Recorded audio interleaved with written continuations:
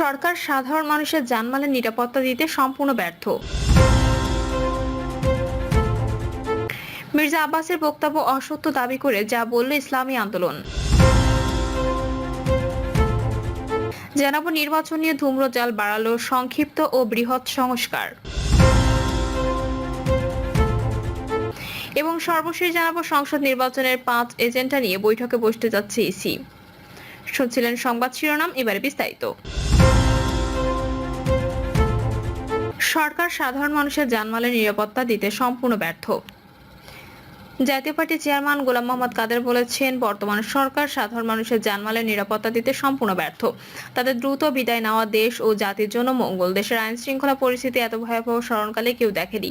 এদিকে হামলার বিষয়ে জাতীয় পার্টির চেয়ারম্যানের প্রেস সেক্রেটারি খন্দকার দেলোয়ার জালালী জানান, বিকেলে কচুক্ষেত সংলগ্ন দ্য বুফে প্যালেসে এই ইফতার মাহফিলে সন্ত্রাসী হামলা ঘটেছে। তিনি আরো বলেন, বিকেল 5:30টার দিকে 20 থেকে 25 জন ইফতার মাহফিলের মধ্যে ঢুকে বিশৃঙ্খলা সৃষ্টি করার চেষ্টা করে। এ সময় জাতীয় পার্টি নেতাকর্মী স্থানীয় রোজাদারদের প্রতিরোধের মুখে সন্ত্রাসীরা হল থেকে বের হয়ে যায়। এর প্রায় 10 মিনিট পরে সন্ত্রাসী গ্রুপটি শতাধিক সন্ত্রাসীদের নিয়ে ক্রিকেট ব্যাট, হকি স্টিক, লাঠিসোঁটা ও দেশীয় অস্ত্র দিয়ে হামলা চালায়।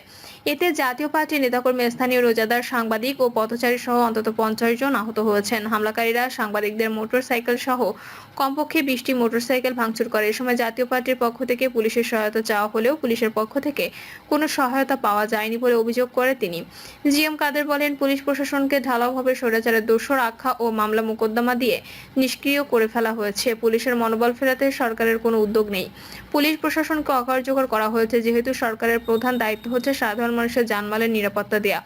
এই সরকার মানুষের জানমালের নিরাপত্তা দিতে সম্পূর্ণ ব্যর্থ। দেশের মধ্যে বিভাজন সৃষ্টি করে এই সরকার দেশকে আগুনের মুখে ঠেলে দিচ্ছে। জাতীয় পার্টির চেয়ারম্যান বলেন, এই সরকার নির্বাচনের নামে প্রহসনের আয়োজন করবে।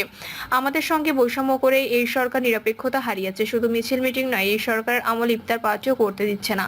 তারা নিজেদের লোক দিয়ে একটি রাজনৈতিক দল সৃষ্টি করেছে। সেই দলকে ক্ষমতাসীন করার জন্য সংস্কারের নামে সময় ক্ষেপণ করছে। মির্জা আব্বাসের বক্তব্য অসত্য দাবি করে যা বলল ইসলামী আন্দোলন।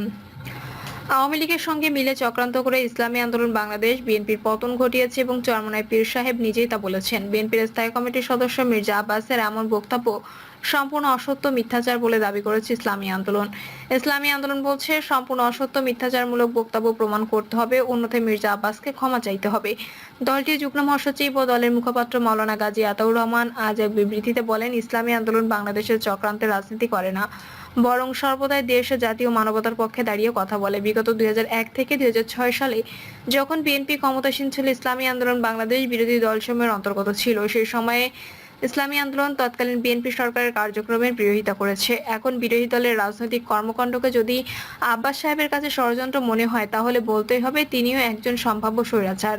তিনি আরো বলেন, বাংলাদেশের রাজনৈতিক ইতিহাস সবারই জানা। 2006 সালে নবম জাতীয় নির্বাচনের প্রাক্কালে বিএনপির ক্ষমতা আঁকড়ে থাকার অশুভ চেষ্টার প্রতিফল হিসেবে 1/11 এর প্রেক্ষাপট তৈরি হয় এবং আওয়ামী ফ্যাসিজমের সূচনা হয়। এটা ইতিহাসে প্রতিষ্ঠিত সত্য। আব্বাসের উচিত হবে এই সত্যকে স্বীকার করে শিক্ষা নেওয়া। সত্যকে অস্বীকার করার প্রবণতা ভালো না। নির্বাচন নিয়ে ধূম্রজাল বাড়ালো সংক্ষিপ্ত বৃহৎ সংস্কার। আগামী জাতীয় সংসদ নির্বাচনের সম্ভাব্য সময় নিয়ে প্রধান উপদেষ্টার সর্বশেষ বক্তব্য ঘিরে রাজনীতিতে নতুন করে আলোচনা শুরু হয়েছে।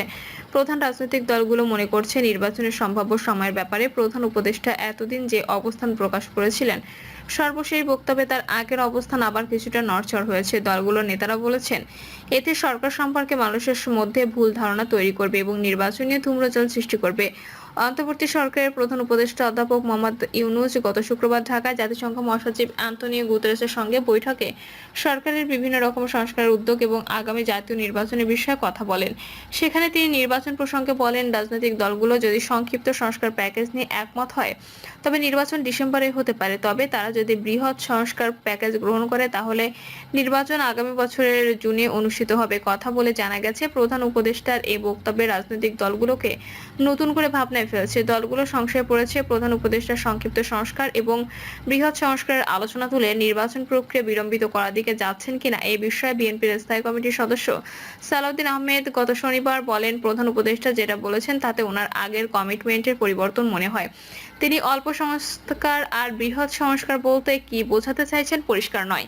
বৃহৎ সংস্কার বলতে হয়তো বোঝাতে চান সাংবিধানিক সংস্কার, এটা পরবর্তী সংসদের উপর ছাড়তে হবে। আর রাজনৈতিক দলগুলোর সঙ্গে তারা হয়তো ঐকমত্যের সনদে পৌঁছাতে চান। এগুলোর জন্য তো বেশি সময় লাগার কথা না। রাজনৈতিক দলগুলোর নেতারা বলছেন এর বাইরে অন্য কোনো বিষয়ে অন্তর্বর্তী সরকারের যদি বেশি সময়ের দরকার হয় তাহলে সেটাও পরিষ্কার করে বলা প্রয়োজন, যাতে রাজনৈতিক দল এবং সাধারণ মানুষ ধরাশায় না থাকে। সেটি না করে অল্প সংস্কার, বেশি সংস্কার, সংক্ষিপ্ত সংস্কার, বৃহৎ সংস্কার এমন বিষয় সামনে আনা হলে সব মহলে বিভ্রান্তি সৃষ্টির অবকাশ থাকে। এতে সরকারের সম্পর্কে রাজনৈতিক দলগুলোর মধ্যে ভুল বোঝাবুঝি বাড়াবে, বিভিন্ন রকম সংশয় সন্দেহ তৈরি হবে। এ বিষয়ে জামাতে ইসলামীর নায়েবে আমির সৈয়দ আব্দুল্লাহ মোহাম্মদ তাহের গত শনিবার বলেন, সংস্কার কোনটা সংক্ষিপ্ত কোনটা বিস্তৃত সেটা ডিসাইড করবে কে? তাহলে তো এটা ঠিক করার জন্য আরেকটা কমিশন করতে হবে। আমরা মনে করি একটি অবাধ সুষ্ঠু নির্বাচনের প্রয়োজনীয় সংস্কারগুলো হওয়া দরকার। তারপর নির্বাচনের প্রক্রিয়াটা ঠিক করে নির্বাচনের প্রস্তুতির দিকে অগ্রসর হওয়া দরকার, কিন্তু এর গতি স্লো, গতি আরো দ্রুত হওয়া জরুরি। অবশ্য বিএনপি আগামী ডিসেম্বর নাগাদ জাতীয় নির্বাচন অনুষ্ঠান নিয়ে আরো আগে থেকে সংশয় রয়েছে। গত সোমবার দলের স্থায়ী কমিটির সর্বশেষ সভায় নির্বাচন নিয়ে সংশয় প্রকাশ করেন নেতারা। সংশ্লিষ্ট সূত্রগুলো বলছে বিএনপি সহ অন্যান্য রাজনৈতিক দলগুলোর এই সংশয়ের মূলে রয়েছে নির্বাচন নিয়ে সরকারের কোনো কোনো উপদেষ্টার ভিন্ন ভিন্ন বক্তব্য এবং নতুন দল জাতীয় নাগরিক পার্টি নেতাদের নানা কথাবার্তা। সর্বশেষ এনসিপির আহ্বায়ক নাহিদ ইসলামের দুটি আন্তর্জাতিক সংবাদ সংস্থাকে সাক্ষাৎকারে বলেছেন, এখন দেশের যে আইন শৃঙ্খলা পরিস্থিতি, পুলিশ যেরকম নাজুক অবস্থায় আছে বলে প্রধান উপদেষ্টার বক্তব্য সামনে এসেছে। যদিও গত 16 ডিসেম্বর জাতির উদ্দেশ্যে দেয়া ভাষণে প্রধান উপদেষ্টা জাতীয় নির্বাচনের একটি সম্ভাব্য সময়ের কথা বলেছিলেন। তখন তিনি বলেছিলেন, অল্প সংস্কার করে নির্বাচন চাইলে 2025 সালের ডিসেম্বরে আর একটু বেশি সংস্কার করে নির্বাচন চাইলে 2026 সালের মাঝামাঝি সময়ের মধ্যে নির্বাচন করা সম্ভব। এরপর একাধিক আন্তর্জাতিক গণমাধ্যম ও ব্যক্তিত্বকে প্রধান উপদেষ্টা বলেছেন, আগামী ডিসেম্বর নাগাদ নির্বাচন অনুষ্ঠানের চেষ্টা করছে তার সরকার। নির্বাচন কমিশনও সেভাবে প্রস্তুতি নেওয়ার কথা বলছে। এখন সংক্ষিপ্ত সংস্কার, বৃহৎ সংস্কারের প্রশ্ন তুলে আগামী বছরের জুনে নির্বাচন অনুষ্ঠানের কথা ওঠায় রাজনৈতিক মহলে সংশয় তৈরি হয়েছে। অবশ্য ছোট সংস্কার বা বড় সংস্কার কি, সেটা বুঝতে অপারগ বলে মন্তব্য করেছেন নাগরিক ঐক্য সভাপতি মাহমুদুর রহমান মান্না। তিনি বলেন, সংস্কার তো এখনো শুরু হয়নি, মাত্র থিওরিটিক্যাল কাজ করছে। জাতীয় ঐক্যমত্য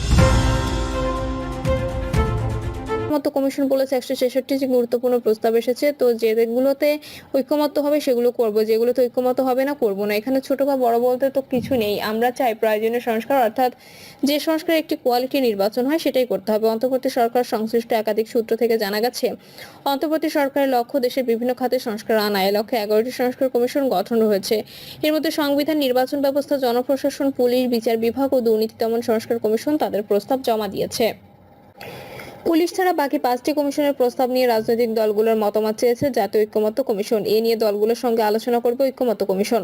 তবে বিএনপির স্থায়ী কমিটির সদস্য আমির